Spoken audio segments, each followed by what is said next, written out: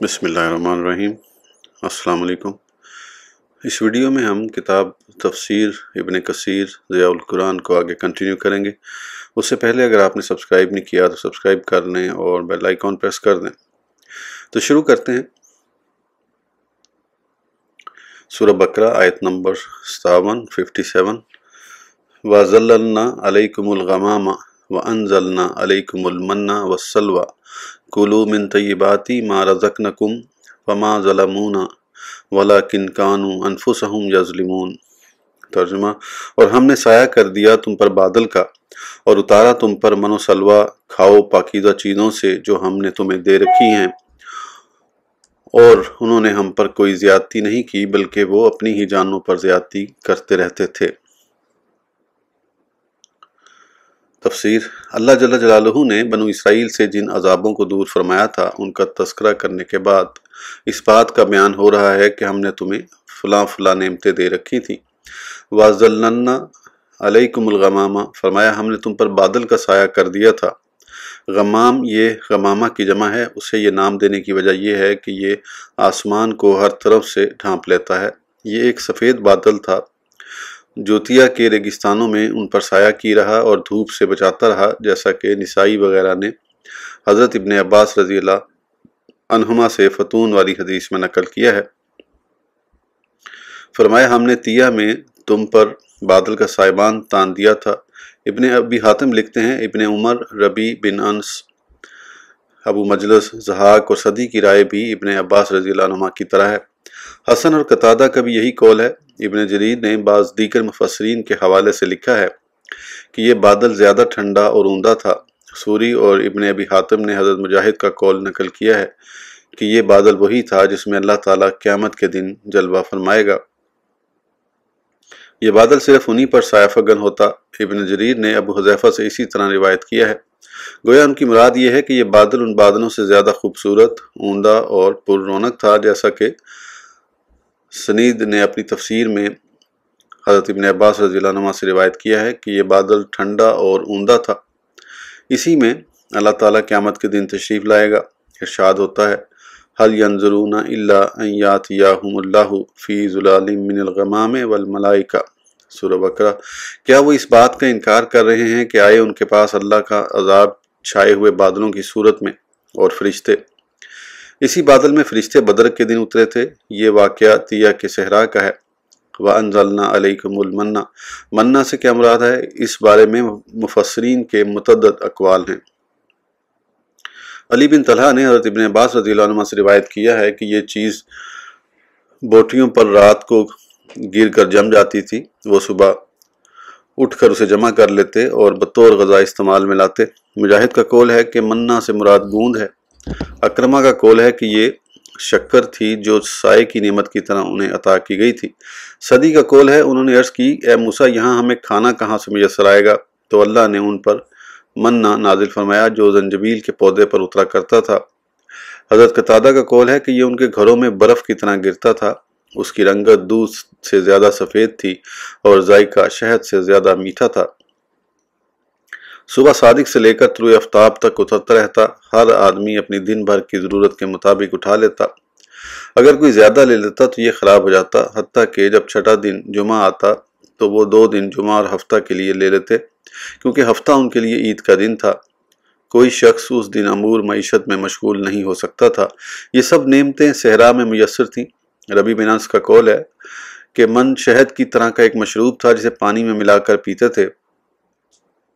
वहब बिन mamba से मन के बारे में पूछा गया तो फरमाया ये पतली रोटी पराठा थी। इब्न जरीर ने आमर शाबी से रिवायत की है कि तुम्हारा ये शहद इस मन का 17वां हिस्सा था।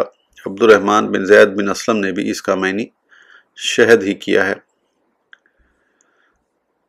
उमिया बिन अबी असलत कहता है, फ़रल्लाहु अन्नहुम बिमाज़ीइन ला बीज़ी मज़राइन वला मस्मूरा फसनाहा अलैहिम गादियातिन वजरा मुज़नुहुम खलाया वखूरा असलन नातिफन व माअन फुरातन व खलीबन ज़ा बहजतिन मज़मूरा। नातिफ से मुराद बहने वाला और खलीब अल मज़मूर से मुराद साफ शफाफ दूध है। مقصد یہ ہے کہ من کی تفسیر میں مفسرین کی عبارتیں قریب ہیں۔ بعض نے اس سے مراد کھانا اور بعض نے مشروب لیا ہے۔ حقیقت کا علم تو اللہ ہی کو ہے، لیکن بظاہر من سے مراد ہر وہ چیز تھی جو خواہ کھانا ہو یا مشروب یا کوئی اور چیز جس کے حصول میں کسی قسم کی مشقت یا تکلیف نہیں اٹھانا پڑتی تھی۔ اگر صرف اسے کھایا جائے تو خوراک تھی اور پانی کے ساتھ ملانے سے عمدہ مشروب کی شکل اختیار کر لیتی تھی، اور اگر کسی اور چیز سے ملاتے تو کوئی اور چیز بن جاتی تھی۔ یہاں آیت میں من سے مراد صرف یہی مشہور چیز نہیں ہے، اس کی دلیل صحیح بخاری کی حدیث شریف ہے۔ حضرت سعید بن زید رضی اللہ عنہ سے مروی ہے کہ رسول اللہ صلی اللہ علیہ وسلم نے فرمایا، کھمبی یہ بھی من ہے اور آنکھ کے لیے باعث شفا ہے۔ اس حدیث کو امام احمد نے روایت کیا ہے اور جماعت نے بھی اپنی کتب میں ما سوائے ابو داؤد کے۔ ترمذی نے اسے حسن صحیح قرار دیا ہے۔ بخاری و مسلم نے اسے حسن عرفی کی روایت سے بیان کیا ہے۔ ترمذی نے حضرت ابو ہریرہ رضی اللہ عنہ سے روایت کیا ہے کہ رسول اللہ صلی اللہ علیہ وسلم نے فرمایا، عجوہ مدینہ کی کھجور کی مشہور قسم جنتی چیز ہے، اس میں زہر کا تریاک ہے۔ کھمبی یہ من ہے اور اس کا پانی آنکھ کے لیے شفا ہے۔ یہ حدیث صرف ترمذی نے روایت کی ہے اور فرماتے ہیں یہ حدیث حسن غریب ہے اور صرف ان دو سندوں سے ہم تک پہنچی ہے۔ آگے لکھتے ہیں، اور یہی روایت اسی طرح سعید بن زید، ابو سعید اور جابر رضی اللہ عنہ سے بھی مروی ہے۔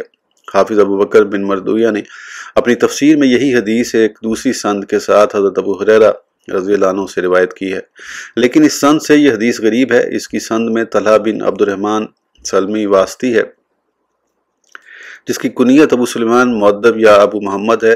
اس کے بارے میں حافظ ابو احمد بن عدی کا قول ہے کہ یہ قتادہ سے بعض اشیاء روایت کرتا ہے جن کی اتباع نہ کی جائے۔ ترمذی نے حضرت ابو ہریرہ رضی اللہ عنہ سے روایت کیا ہے کہ صحابہ کرام رضوان اللہ علیہم اجمعین میں سے بعض کا کہنا تھا کہ کھمبی زمین کی چیچک ہے، تو نبی کریم صلی اللہ علیہ وسلم نے فرمایا، کھمبی من ہے اور اس کا پانی آنکھ کے لیے شفا ہے، عجوہ جنت سے ہے اور زہر سے شفا ہے۔ نسائی اور ابن ماجہ نے بھی اس حدیث کو مختلف سندوں سے روایت کیا ہے۔ اسی طرح احمد نے جابر بن عبد اور ابو سعید خدری سے ان سب روایات کے الفاظ میں اگرچہ اختلاف ہے، لیکن یہ سب اسناد عمدہ ہیں، کذب کا احتمال نہیں رکھتی اور حدیث کی اصل رسالت مآب صلی اللہ علیہ وسلم تک محفوظ ہے۔ جیسا کہ سعید بن زید کی روایت ہے، اختصار کے پیش نظر تمام اسناد و اختلاف الفاظ کو حذف کر دیا گیا ہے۔ وضاحت کے لیے عربی متن کی طرف رجوع کریں۔ مترجم سلوا۔ حضرت ابن عباس رضی اللہ عنہ سے مروی ہے کہ یہ بٹیر کی طرح کا ایک پرندہ ہے جسے وہ کھاتے تھے۔ صدی نے بھی ابن عباس، ابن مسعود اور بعض دیگر صحابہ کرام سے یہی روایت کیا ہے۔ ابن ابی حاتم نے بھی ابن عباس سے یہی نقل کیا ہے۔ مجاہد، شعبی، ضحاک، حسن، اکرمہ اور ربیع بن انس کا بھی یہی قول ہے۔ حضرت اکرمہ سے ایک روایت ہے کہ یہ جنت کے پرندوں سے مشابہ ایک پرندہ ہے، یہ چڑیا جیسا یا اس سے کچھ بڑا ہوتا ہے۔ قتادہ کا قول ہے کہ اس کا رنگ سرخ ہوتا تھا، دکھنی ہوا انہیں کھینچ لاتی تھی، ہر آدمی اپنے دن بھر کی ضروریات کے مطابق انہیں ذبح کر لیتا، اس سے زیادہ خراب ہو جاتا اور باقی نہ رہتا، لیکن جمعہ کے دن 2 دن کے لیے جمع کر لیتے کیونکہ ہفتہ 7واں دن عبادت و ریاضت کے لیے مخصوص تھا۔ وہب بن منبع کا قول ہے کہ سلوہ کبوتر کی جسامت کا پرندہ تھا جو ان کے پاس آتا اور وہ 1 ہفتے کے لیے ذخیرہ کر لیتے۔ حضرت وہب کی روایت ہے کہ بنو اسرائیل نے حضرت موسیٰ علیہ السلام سے گوشت کا سوال کیا تو اللہ تعالیٰ نے فرمایا، میں انہیں وہ گوشت کھلاؤں گا جس کا زمین میں بہت کم لوگوں کو علم ہے۔ اللہ نے ان پر ایک ہوا بھیجی جس نے ان کے گھروں کے قریب سلوہ یعنی بٹیر بکھیر دیے، 1 مربع میل میں نیزے کی بلندی کے برابر اونچا ڈھیر لگ گیا۔ انہوں نے اگلے دن کے لیے بھی چھپا لیا تو وہ گوشت بدبودار ہو گیا اور کھانے کے قابل ہی نہ رہا۔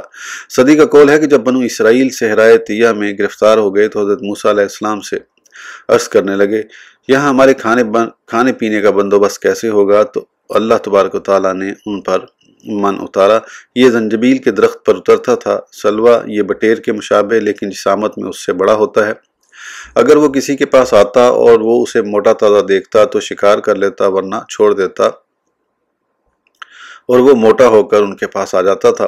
وہ کہنے لگے، یہ تو کھانا ہے، پانی کہاں سے آئے گا؟ تو اللہ تعالیٰ کے حکم سے حضرت موسیٰ علیہ السلام نے پتھر پر اپنا عصا مارا، اس میں سے 12 چشمے پھوٹ نکلے۔ ہر قبیلے نے 1 چشمہ منتخب کر لیا۔ وہ کہنے لگے، پانی تو مل گیا، اب سائے کے بغیر گزارا مشکل ہے، تو اللہ تعالیٰ نے بادل کا سائبان تن دیا۔ پھر وہ لباس کا مطالبہ کرنے لگے، چنانچہ ان کے لباس قدرت الہیہ سے خود بخود قد کے ساتھ بڑھتے رہتے جیسے بچے بڑھتے ہیں، اور ان کا کپڑا بوسیدہ ہو کر پھٹتا نہیں تھا۔ ان تمام نعمتوں کی طرف ہی اللہ تبارک و تعالیٰ نے ان آیت کریمہ میں ارشاد فرمایا ہے وَظَلَّلْنَا عَلَيْكُمُ الْغَمَامَ، اور فرمایا وَإِذِ اسْتَسْقَىٰ مُوسَىٰ لِقَوْمِهِ۔ وہب بن منبع اور عبد الرحمن بن زید بن اسلم کا قول بھی اسی طرح ہے۔ ابن جریر نے حضرت ابن عباس رضی اللہ عنہ سے روایت کیا ہے کہ ان کے کپڑے نہ بوسیدہ ہوتے اور نہ انہیں دھونے کی ضرورت پیش آتی۔ اس سے آگے ابن جریر لکھتے ہیں کہ اگر وہ زائد از ضرورت من و سلوہ کا ذخیرہ کر لیتے تو یہ خراب ہو جاتا، لیکن اگر جمعے کو 2 دن کے لیے لے لیتے تو خراب نہ ہوتا۔ ابن عطیہ کا قول ہے کہ باتفاق مفسرین سلوہ ایک پرندہ ہے۔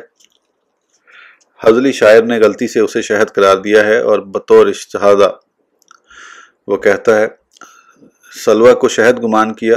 قرطبی کا قول ہے کہ اجماع کا دعویٰ صحیح نہیں، کیونکہ مورج جن کا شمار علماء لغت و تفسیر میں ہوتا ہے کا قول ہے کہ یہ شہد ہے، اور ہذلی کے اس شعر سے استدلال کرتے ہوئے لکھا ہے کہ بنو کنانہ کی لغت بھی یہی ہے، کیونکہ اس سے شگفتگی اور فرحت و تازگی حاصل ہوتی ہے۔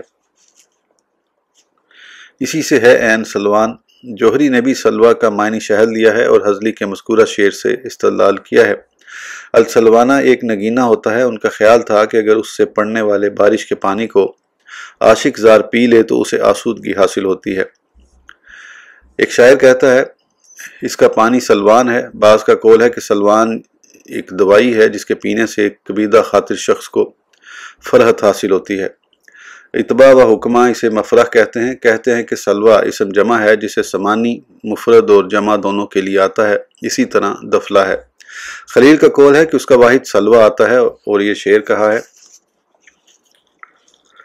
کسائی کا قول ہے کہ یہ واحد اور اس کی جمع سلاوہ آتی ہے۔ یہ سب قرطبی نے نقل کیا ہے۔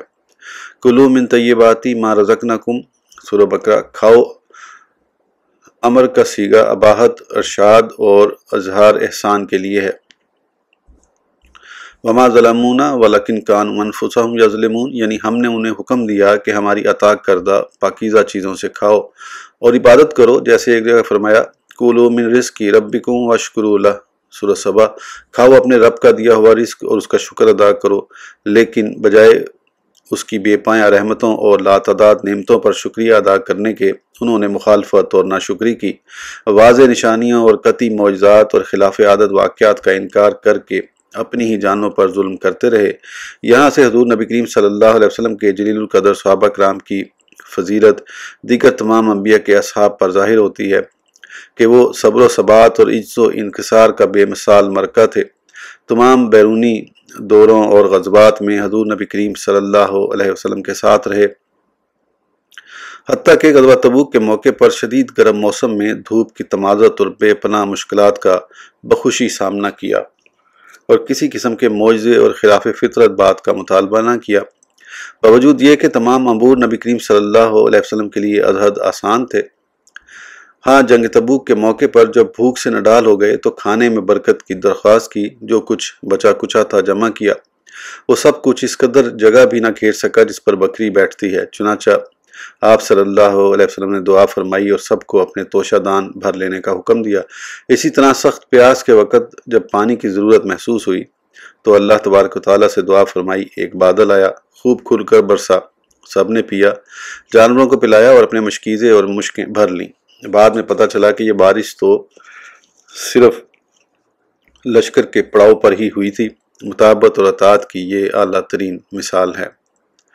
اس ویڈیو کے لیے اتنا ہی، پھر انشاءاللہ اگلی ویڈیو میں آگے کنٹینیو کریں گے۔ اس وقت تک کے لیے اجازت دیجیے، سبسکرائب کرنا نہ بھولیں۔ اللہ حافظ۔